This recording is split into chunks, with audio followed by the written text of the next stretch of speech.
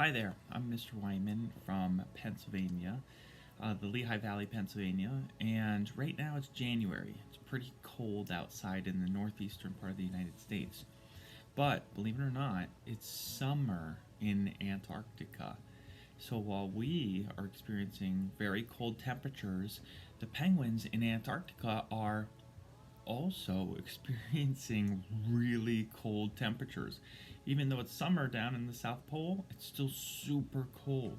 Right now I'm going to read an informational text about the emperor penguins and their lives in Antarctica. This article is from National Geographic for Kids, and what we're going to do is read a few different informational texts and analyze them. Look at the similarities and differences between them. We're going to learn a lot about the southern tip of the southern hemisphere of the globe we live on. Ice warriors dealing with minus 50 degrees Celsius winter temperatures, 200-kilometer winds, and months without a bite to eat. Emperor penguins are some of the planet's most skilled survivors. What do you think of when you hear the word warriors? I think of somebody who goes to war. I think these emperor penguins are warring with the environment. Did you know the layer of ice over Antarctica contains 70% of all the world's fresh water? That's a large amount of all of the water on the planet. It must be a thick ice layer. And let's read our text. You're an emperor penguin. No, I'm not. That's a pretty interesting way to start an informational text, isn't it? It makes you think or read from the perspective of what it would be like to live as an emperor penguin. That's called empathy. And right now, life is good. Where you live on the planet's most southern continent, Antarctica, December is the height of summer. That means like the middle of summer. You've spent the long ice-cold winter raising your chick, and now it's grown big and strong. Strong enough to follow you to the sea's edge to feed, which means the very edge of the continent or land, Antarctica, where you're going to dive into the ocean and eat fish. For the next 2 or 3 months, you'll spend your days hunting the fish, small crustaceans, and squid, which share the minus 2 degrees Celsius waters. Taking care to avoid the hungry leopard seals and killer whales that would like to make a meal of you. If you're lucky, during this feast time, you'll nearly double in weight, gaining a thick, warm layer of blubber, which is fat, insulation, underneath your feathers. Because by the time March arrives and the shortened days remind you that another winter is already on its way, you'll need to be ready to set off again on one of nature's most perilous and demanding journeys. Perilous means dangerous or deadly. It's time for chicks to follow their parents to the sea's edge to feast on fish. So they're on their way to the edge of the land to dive into the icy cold waters. And just so you know, 0 degrees Celsius is the temperature at which water freezes. Fresh water, anyways, freezes. Emperor penguins are great parents, keeping their chicks warm through the bitter winter months. Quite a lot of information for this one slide. Here's an image of babies with one adult in the middle. It says down here, it says, did you know the Antarctic Treaty of 1959 made it illegal to hunt any of the 17 species of our precious penguin pals? Yay! So there are many different species of penguins, and this particular article is just about the emperor penguin. Toughing it out. What would you say is the toughest animal on the planet? The tiger? The great white shark? The rhinoceros? Well, our vote goes to the emperor penguin. Actually, before reading on, you got to think about what the word tough means. They're not talking about the best hunter. Remember, we read about dragonflies and lions and sharks? They're talking about which animal can deal with the worst habitat or situation and survive. There's actually other animals, believe it or not, that I would get my vote. Maybe I'll share that with you. We might see penguins as cute, cuddly, and slightly comical with their waddling walk and habitat of tobogganing across the ice on their bellies. But every day, these flightless birds cope with some of the harshest conditions on the planet. In March, while other creatures leave the area for warmer places further north, emperor penguins head south, the only animal to spend the bitter winter on Antarctica's open ice. So they're alone, they're cold. Historic survivors.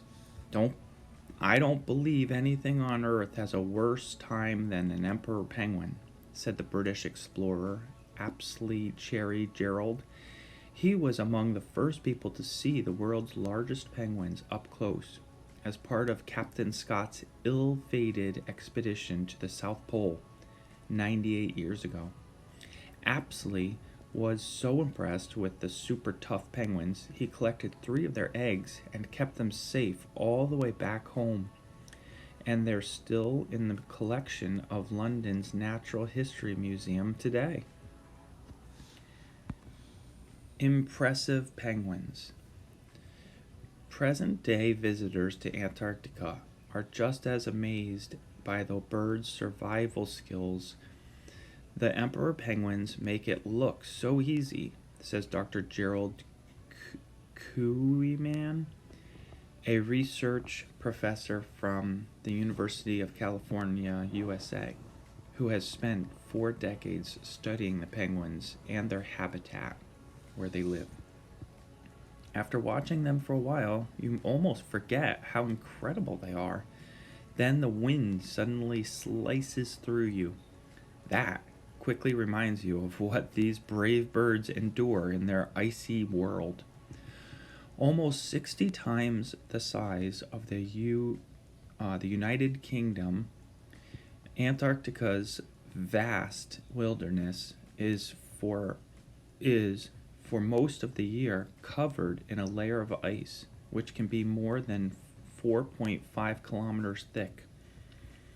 But Dr. Weimann is so potty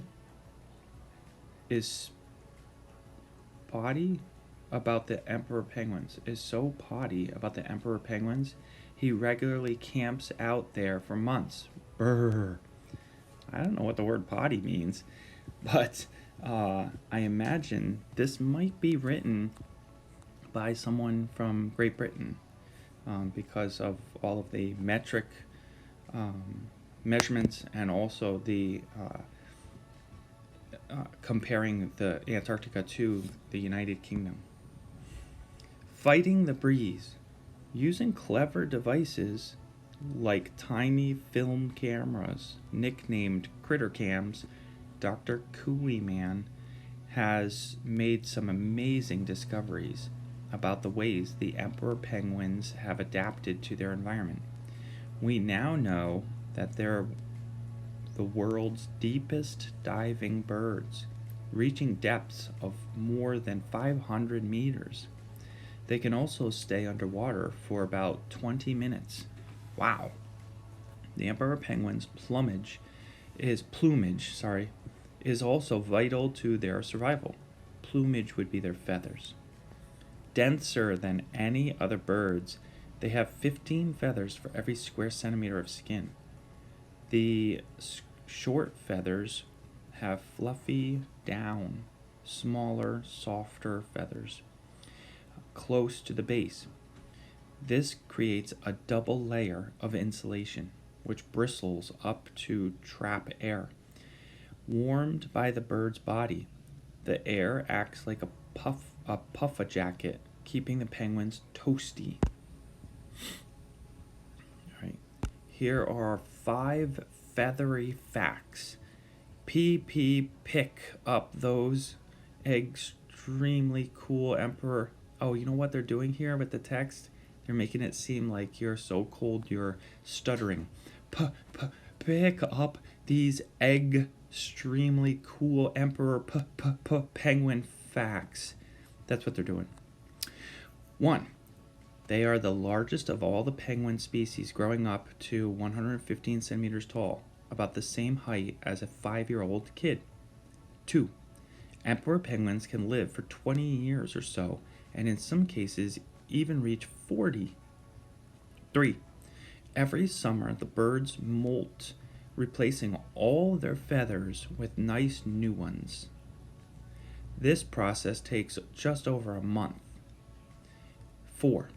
Each emperor penguin has a unique call so that it can be found among thousands of others by its mate or parent. 5. The penguins may walk slowly at just 2.7 kilometers per hour, but they're super swimmers, reaching speeds of up to 14.4 kilometers per hour in the sea. Whoosh! This is the last slide, but these slides are so full of information, and this one has some nice images on it. Here we see it says, did you know penguin feathers are made of keratin, the same substance that makes up our hair and nails? I did not know that. This says, a newly hatched chick keeps safe and warm by snuggling under its parents' fluffy pouch. Up here we have a map that shows what Antarctica looks like. And then there's an image of an emperor penguin, and next to it it says where emperor penguins raise their chicks. So you can see all around the edge of the land, emperor penguins will lay eggs and raise their chicks, and then they'll have to waddle to the edge of the ice in order to dive into the ocean water. All right, let's take a look at the text. The eggs factor. The emperor penguin's most astonishing feat has to be their yearly breeding ritual. During April and March, adult penguins start a long journey away from the water's edge that has kept them fed for the last few months. Groups of up to 100,000 penguins, called colonies, will waddle along for up to 50 kilometers until they find a spot where ice cliffs or icebergs provide some shelter from the savage winter weather that is on the way. Then the colony's male and female penguins pair up to breed, and a few weeks later the females each lay a single egg, which they keep safe on top of their feet. By now the new mums haven't eaten for weeks, and creating an egg has used up most of their energy reserves. So after carefully moving the egg to the top of their male partner's feet, the females start the long trek back to the sea, where they'll spend 2 months feeding and building up their strength again. And this is the time when the male emperor penguin proves he's one of the most dedicated dads on the planet. What's he do to prove that? Teamwork.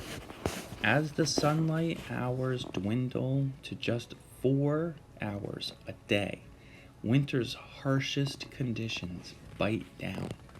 With months to go until their next meal, the male penguins make it their mission to incubate, which means to keep warm, the eggs. This is a very risky job because if the egg is exposed to the icy temperatures which can drop to minus 50 degrees Celsius. Remember, 0 degrees Celsius is when water freezes. It will freeze in seconds. The egg will freeze in seconds. Each penguin carefully balances his egg, because remember, these are all dads, on his feet, covering it with his brood pouch, a fold of skin below the belly. For extra warmth, the males spend hours huddling together in huge groups, taking turns to move from the edges of the center, where the temperature could be up to 50 degrees Celsius warmer than the Antarctic air, which might bring the temperature in the middle of the circle to 0 degrees Celsius if it was 50 degrees, minus 50 degrees Celsius. And this is how they'll live for another couple of months until the chicks hatch and the females return with food stored in their stomachs for the young. It will still be around 7 weeks before the chicks are strong enough to stand the cold on their own. So now it's the mom's turn to keep the chicks on their feet. This leaves the dads, which may have dropped in weight from 40 kilograms to 20 kilograms on their long fast, free to set off for the sea and well-earned feed. So there's just a lot of ideas going on here. One is, look at this, the dads lost half their weight. And the weight that they lost is the blubber that's under their feathers, like under their skin. Their bodies live on that fat, that stored energy. And what it's called when you don't eat is a fast. A new challenge. Sadly, facing these extreme conditions isn't the only challenge the emperor penguins face. Climate change has created new dangers for the penguins. Various studies have recorded dramatic drops in the amount of the penguins' prey in the water. Prey would be the food that they eat, the animals they hunt and eat. Gradual rises in temperature and the thinning of the sea ice where the birds live. And even though Antarctica is far away from where humans live, experts fear that the CO2, carbon dioxide emissions we create are to blame. Some researchers even predict that some emperor penguin colonies could be extinct by 2100. One thing is clear, says Dr. Weimann, because there was hardly any human activity here until very recently, environmental changes and the impact they have will be easy to see. So he and many other scientists will be watching closely. Emperor penguins are a resilient species that cope with a constantly changing environment, Dr. Weimann says. The issue now is, can they adapt fast enough? Over here it says, name a penguin in Antarctica. Penguins are treading on thin ice. WWF has created an Adopt a Penguin scheme to help protect the emperor penguins' Antarctic neighbors, the Adelie penguins, and their habitat. Scientists are tracking a colony of 800 Adelies and following the lives of 5 of them closely to learn more about these amazing animals and how they live. And we want you to come up with perfect name for one of the 5 penguins. Which of these is not a type of penguin? So naming the penguins reminds me of Jane Goodall. Remember, she was famous for having named the chimps that she studied. I just made a text-to-text connection there. Here's a question for you. Which of these is not a type of penguin? Emperor? Well, we know they are because we just read about the emperor penguins. Chinstrap or polar? The answer is actually polar. There are no polar emperors. Chinstrap is the name of a penguin, and it's named that because it looks like it has a strap under its chin, like it's wearing a helmet. Find out more about the penguin's plight at wwf.org.uk. And there you have it.